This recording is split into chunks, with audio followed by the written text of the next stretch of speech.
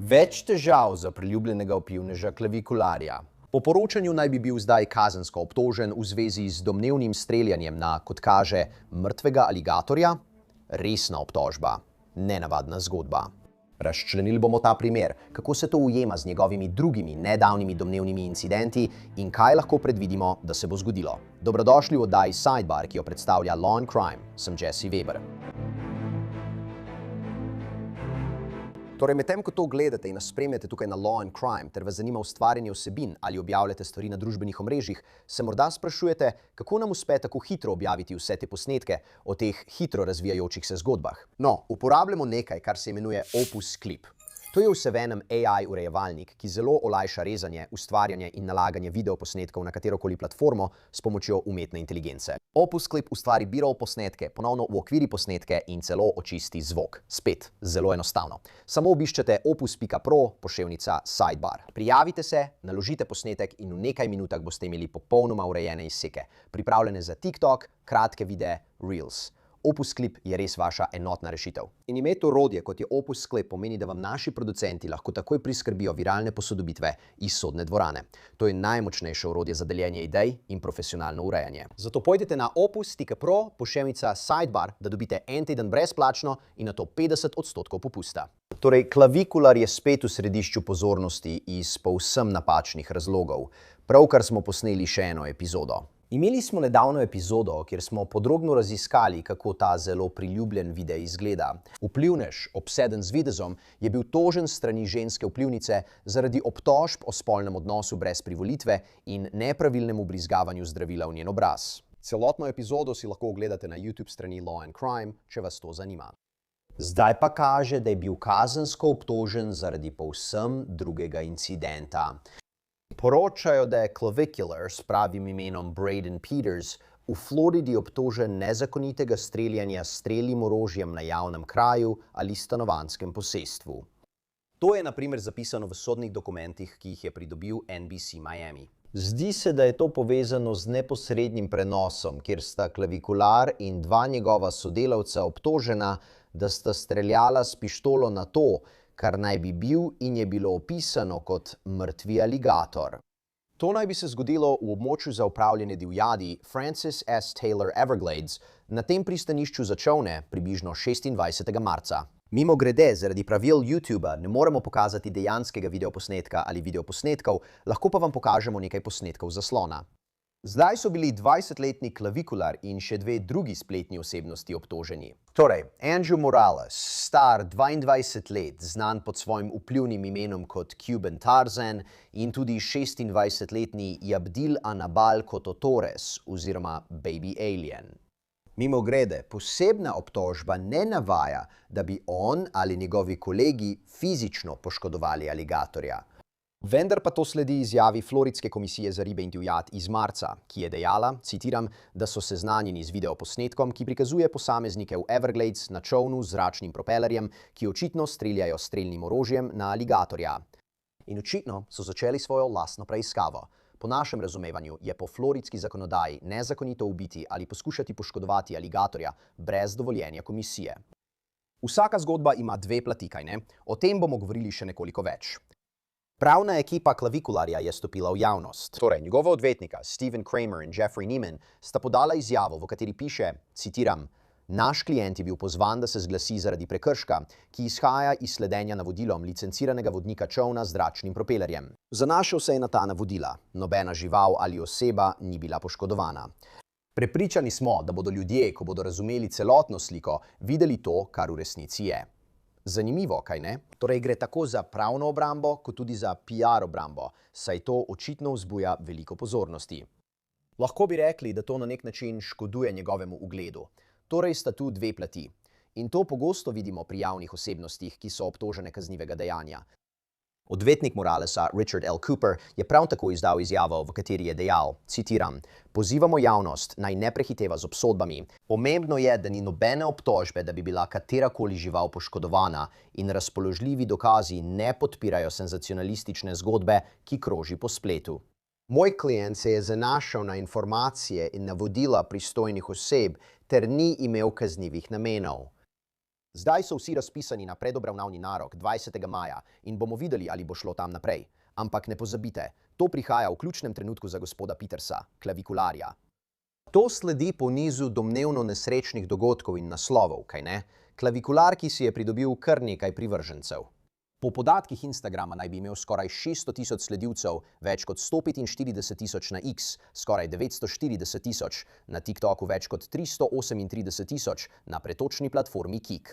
To je tip, ki pridiga o izboljšanju svojega videza in napredovanju, ter na ta način ponuja večjo vrednost. Spet, izboljševanje videza.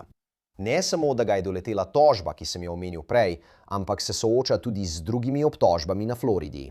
Bil je aretiran in obtožen napada ter kaznive zarote za napad v povezavi s pretepom, ki ga je domnevno izval med dvema ženskama in ga domnevno objavil na spletu. In kar so preiskovalci opisali kot poskus izkoriščanja teh žensk. Prav tako naj bi se pred kratkim predoziral med prenosom v živo in bil odpeljan v bolnišnico. V redu, želim to razčleniti. Želim razložiti, kaj bi to lahko pomenilo zanj in ali bi lahko drugi incidenti, o katerih sem pravkar govoril, vplivali na ta primer. Zato želim povabiti Johna Phillipsa, odvetnika za pravice žrtev, da o tem pove več. Torej, John, hvala, da ste si vzeli čas. Kako resna je ta obtožba? Je precej resna. To ni nekaj, s čimer bi se kdo želel soočiti, kaj ne? In zdi se, da bodo tožilci to vzeli resno in si prizadevali za obsodbo. A na koncu dneva, v primerjavi z nekaterimi stvarmi, o katerih poročamo, je to prekršek, kjer je nekdo v bistvu streljal s pištolo v javnosti brez kakršnekoli izzivanja. No, teoretično, če bo obsojen, ali je mogoče, in bom še bolj podrobno razložil obtožbo, ali je mogoče, da bi lahko pristal v zaporu? Vse je mogoče, kaj ne? To je pravni odgovor. Samo ne vidim tega nujno, razen če razjezi tožilce ali sodnika, ker gre za prekršek. Ampak tudi to je bilo na posnetku storjeno zelo arogantno, kot je pri njem očitno že v navadi. Ima pa še druge zadeve, ki potekajo. Je nekakšen provokator. Vse je odvisno od tega, ali bo sodnik želel postaviti precedens in mu dal nekaj časa, da nekaj časa preživi v zaporu in razmisli o tem.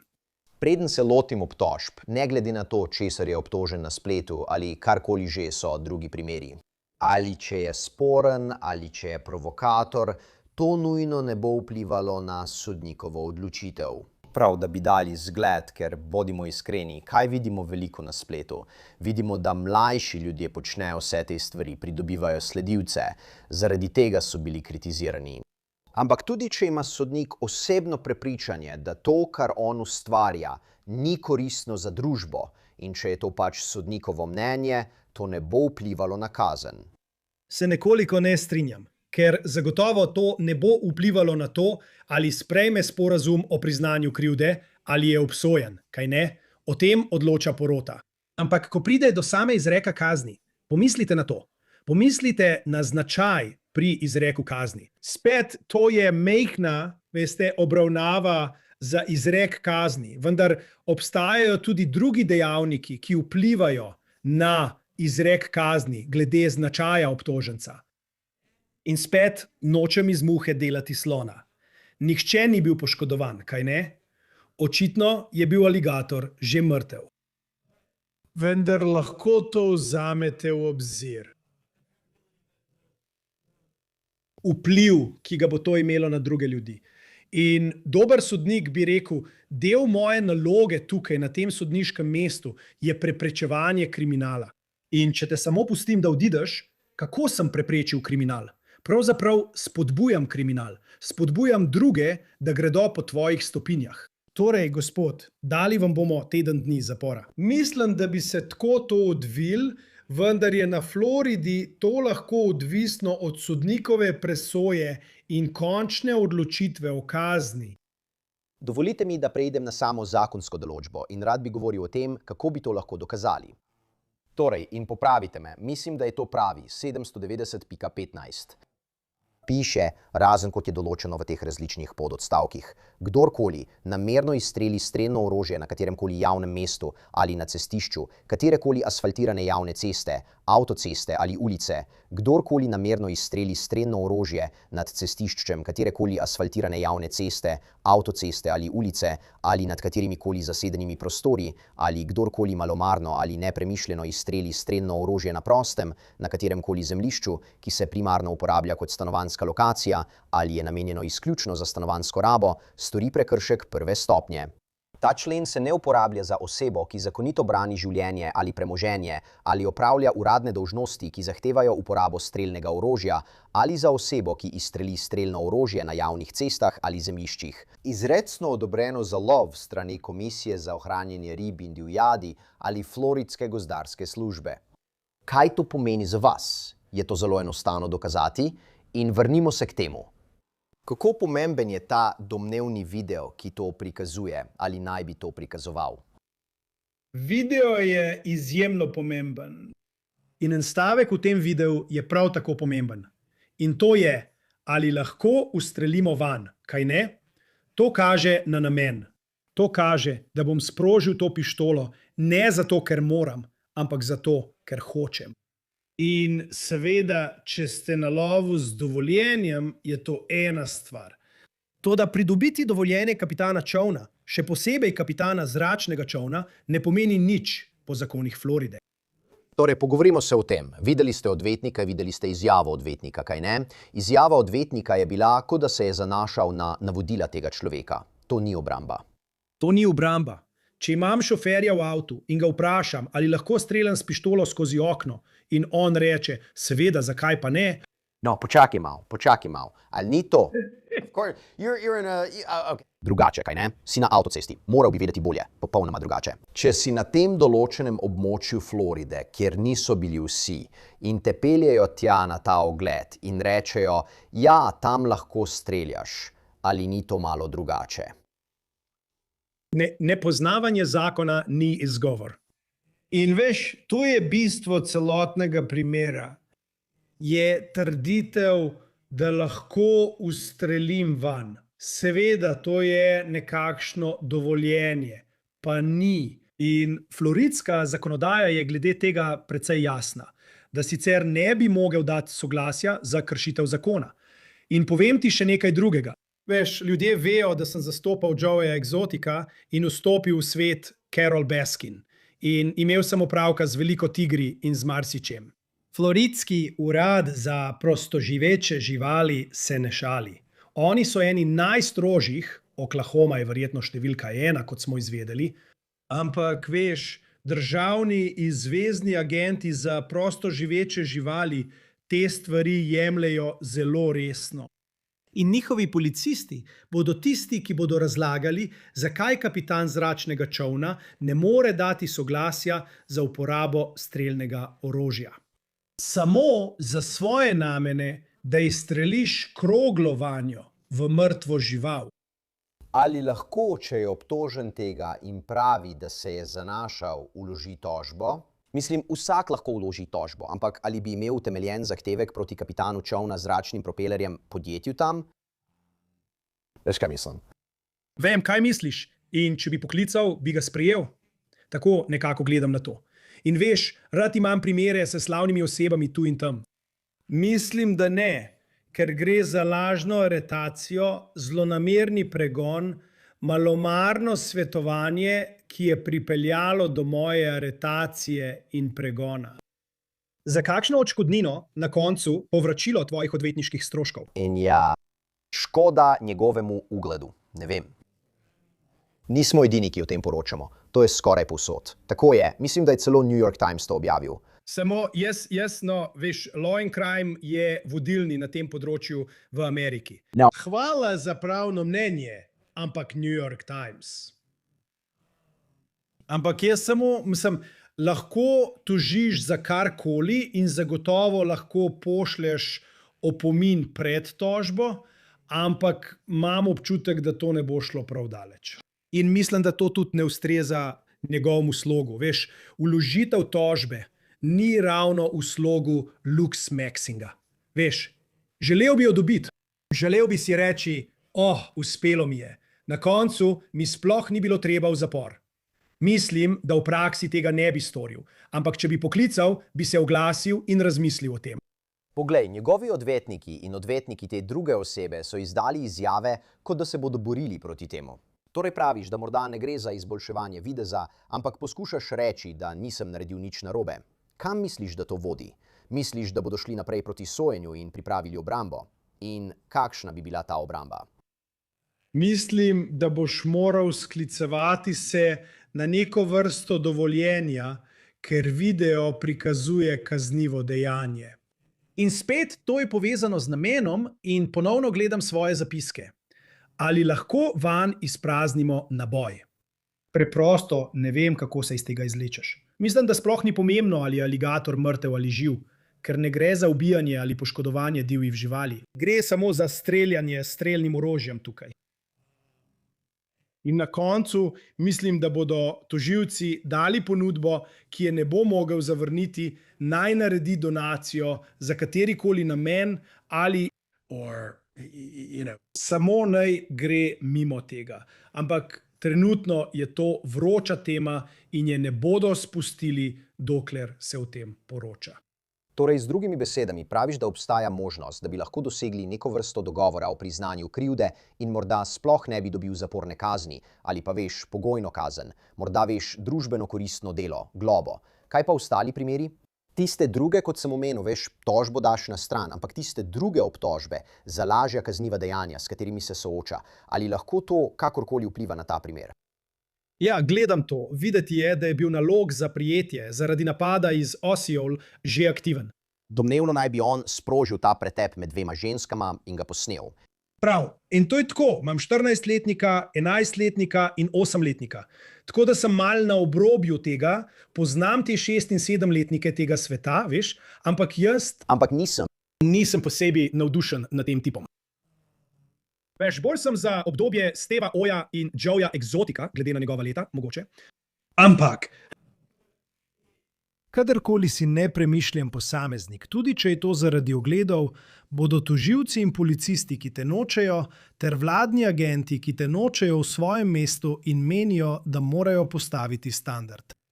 In tako je že dolgo s hard rockerji in reperji, ki so se znašli v težavah. Zdaj pa imamo to raven vplivnežev. In eno je, če si, veš, Jake Paul ali Mr. Beast, v resnici nikomur ne škodiš. Drugo pa je, ko je izzivanje in ustrahovanje bistvo tvoje prisotnosti na družbenih omrežjih.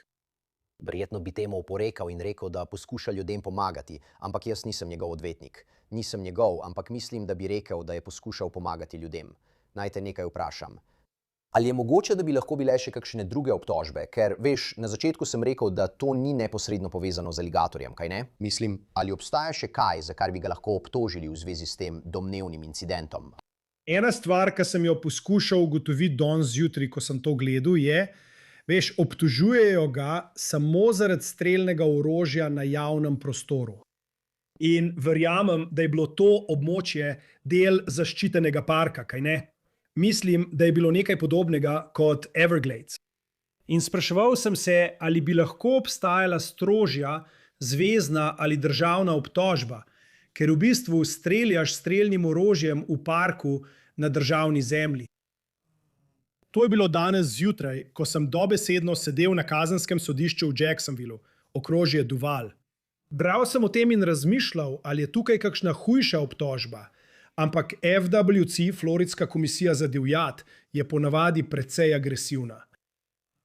Tako da predvidevam, da je to smer, v katero gredo. Najprej sem zelo počaščen, da medtem, ko ste na sodišču, razmišljate o Jesseju Webru in oddaji Sidebar. Sodnik vam reče, gospod Phillips, niste odgovorili na moje vprašanje. Oprostite, razmišljal sem o Jesseju Webru. V redu je, mislim, da bi bila to dobra obramba. Sodnik Salem bi mu bilo to zelo všeč in bi rekel, pozdravi ga, sem prepričan. Sem prepričan, najlepša hvala. Zanimivo je, poglejte, zanimiv razvoj je, da smo pred kratkim govorili o njem v zvezi z njegovo tožbo. Bomo videli, kam se bo to razvilo, ampak vedno cenim, da si vzameš čas, John. Hvala. Z veseljem. To je vse, kar imamo za vas trenutno tukaj na Sidebarju. Najlepša hvala, da ste se nam pridružili in kot vedno, prosim, naročite se na YouTube, Apple Podcasts, Spotify ali kjerkoli poslušate podcaste. Lahko nas spremljate tudi na NBC-jevi platformi Peacock. Če me želite spremljati, X, Instagram, moja oddaja na News Nation, Jesse Weber Live, od ponedeljka do petka ob 23. uri po vzhodnem času. Se vidimo naslednjič, vsi skupaj.